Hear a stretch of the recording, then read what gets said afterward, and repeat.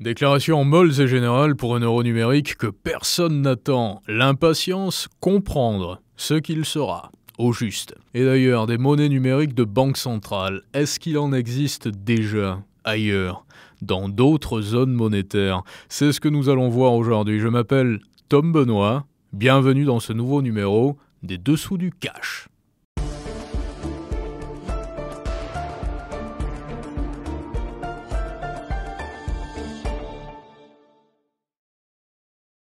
Il y a quelques années, nous aurions imaginé que de vrais grands pays lancent plutôt leur monnaie numérique de banque centrale. Pour le moment, les Bahamas, la Jamaïque ou encore l'Union monétaire des Caraïbes orientales ont officiellement mis en service leur MNBC, pour monnaie numérique de banque centrale. Il y a le Nigeria aussi, avec le e-Naira qui, par la force des choses, après 3 années de circulation, est encore très peu utilisé. En Chine, la phase pilote avancée du yuan numérique n'en finit plus. Mais c'est peut-être ici que la monnaie numérique de banque centrale est quelque peu en circulation véritable, finalement. Puisqu'on parle tout de même d'un volume de transactions dépassant les 7000 milliards de yuan, l'équivalent de 986 milliards de dollars américains. Et même si le yuan numérique ne montre pas le bout de ses pièces dans les campagnes, il est testé dans de grandes villes, Shenzhen, Suzhou, en Russie. Les phases d'expérimentation sont terminées, mais le rouble numérique semble n'avoir aucun intérêt pour la population, qui ne le comprend pas, et même qui ne le connaît pas. Donc, en réalité, aucun vrai pays a officiellement mis en service une monnaie numérique de banque centrale dont l'usage serait répandu, massif et réussi. Dans un futur proche, devrait se poser la question de l'interopérabilité via des normes communes. Autrement dit, il serait utile que les différentes monnaies numériques de banque centrale fonctionnent entre elles, que l'on puisse faire passer une transaction entre de la CBDC, en français de la MNBC, monnaie numérique de banque centrale, émise par le Nigeria, et la MNBC des Bahamas, pour citer celles qui existent. En théorie, les instigateurs, si officiels, ont tout prévu. Il y a même une norme qui a été créée, ISO 222, ou 20022. Une norme, quoi. En réalité, parmi les MNBC en circulation, pour le moment, pas l'ombre d'une transaction passée entre les deux MNBC que je viens de citer. En Asie, par ailleurs, il existe un hub centralisé qui fonctionne et qui utilise une blockchain pour connecter les MNBC et faciliter les paiements en temps réel. Sur cette dernière année, la plateforme aurait fait passer 22 millions de dollars en volume. Théoriquement, une banque centrale va donc recevoir des MNBC étrangères. Une monnaie numérique de banque centrale émise par une autre banque centrale. Les convertir en suivant un taux convenu et transférer ce qu'il convient au destinataire. À ce stade, c'est encore flou. Et surtout, tout ceci paraît bien peu séduisant et inutile.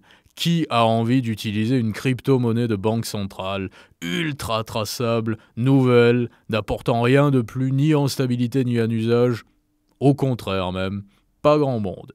D'autre part, nos dirigeants vont-ils parvenir à raisonner en adultes, en personnes étant en responsabilité, comme l'on dit, pour structurer tout ceci?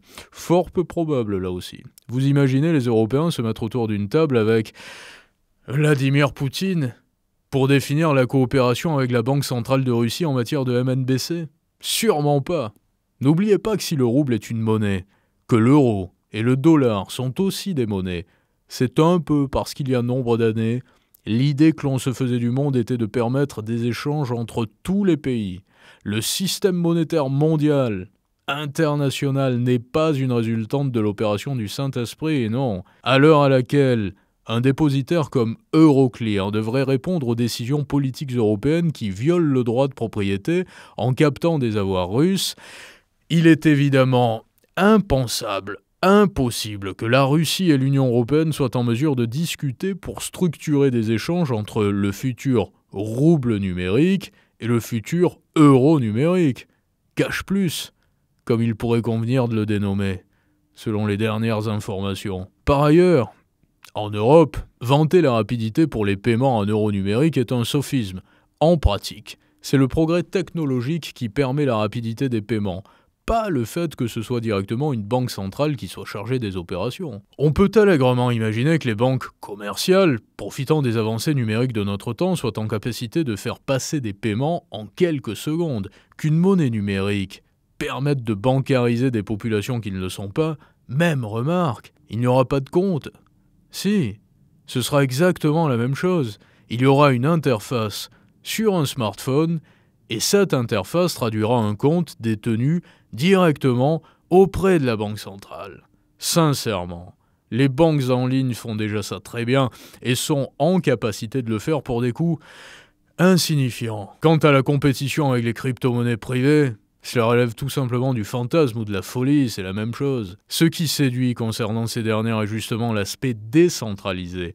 Aucun citoyen français conquis par l'écosystème crypto ira par exemple placer ses liquidités dans l'euro numérique lorsque celui-ci sera en circulation. Sérieusement, la technologie blockchain ne présente qu'un intérêt, la transparence. Dès lors qu'un outil monétaire est dirigé par une banque centrale, que celui-ci soit comptabilisé, géré via une blockchain, n'a pas l'ombre d'une utilité. Les dernières déclarations de Christine Lagarde, vêtue d'orange, il y a quelques semaines, concernant l'euro numérique, n'ont rien laissé entendre de si nouveau, si ce n'est que le progrès suit son cours, qu'elle, Christine Lagarde, n'en a pas la parentalité, sous-entendu qu'avant ou après son mandat, l'euro numérique était et sera au cœur des enjeux de la Banque centrale européenne. J'ai fait partie des premiers qui se sont intéressés au sujet et depuis le départ, j'attire votre attention sur un fait notable qu'il convient de comprendre.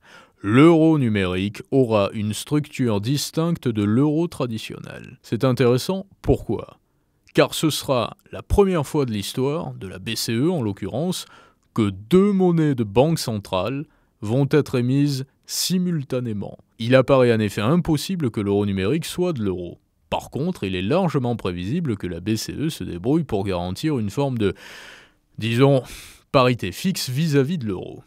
Autre point, l'euro numérique ne devrait pas être étudié dans un premier temps pour être une monnaie de business, pour gérer le commerce de gros, puisque les comptes en euro numérique seront plafonnés à seulement quelques milliers d'unités. On parle aujourd'hui de 3000 € environ. La BCE se cherche 1000 prétextes pour expliquer les avantages de l'euro numérique.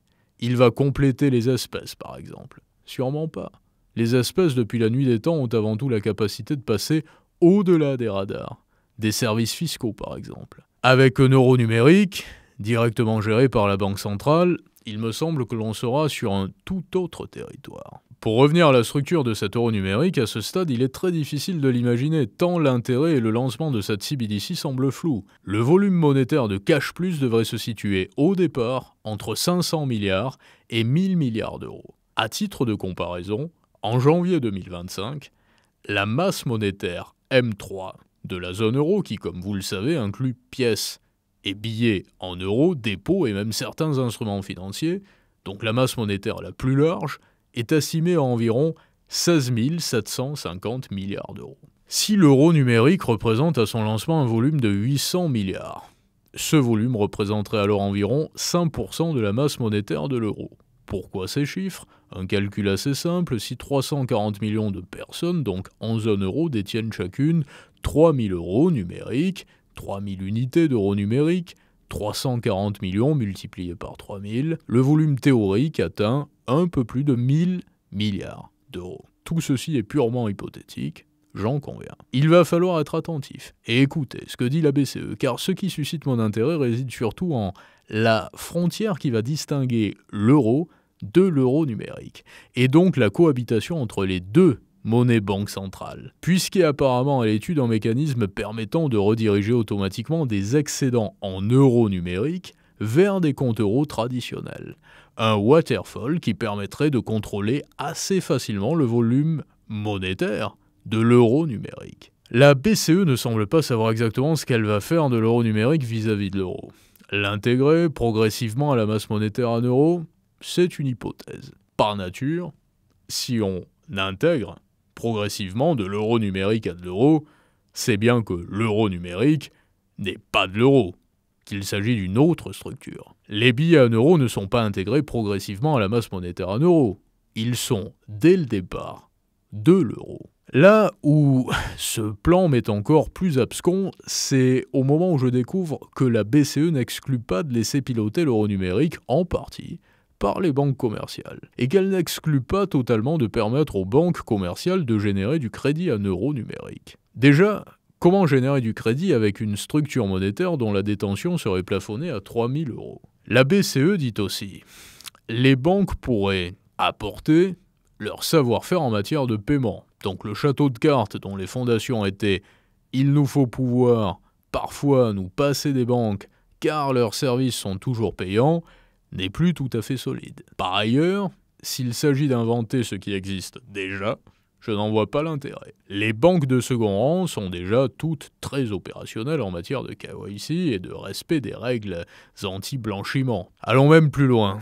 Si l'idée est tout simplement d'interdire peu à peu l'usage de l'argent liquide, nul besoin de création d'euros numériques pour en arriver à cela. Sous l'aspect législatif, un texte de loi suffira et pour l'aspect pratique, les paiements en monnaie scripturale via des banques remplaceront intégralement le liquide. C'est un peu le serpent qui se mord la queue. Et la BCE qui ne sait plus vraiment si les banques vont faire partie de la danse ou pas. Si l'euro numérique va être une vraie monnaie ou pas. On peut largement imaginer que l'euro numérique apparaisse dans le théâtre politique comme une grande monnaie d'aide sociale, une grande monnaie socialiste. Ne vous inquiétez pas, le quoi qu'il en coûte n'atteindra pas l'euro. Les aides seront versées en euros numériques, notre nouvelle trouvaille. Et vous, Français, que pensez-vous de l'euro numérique?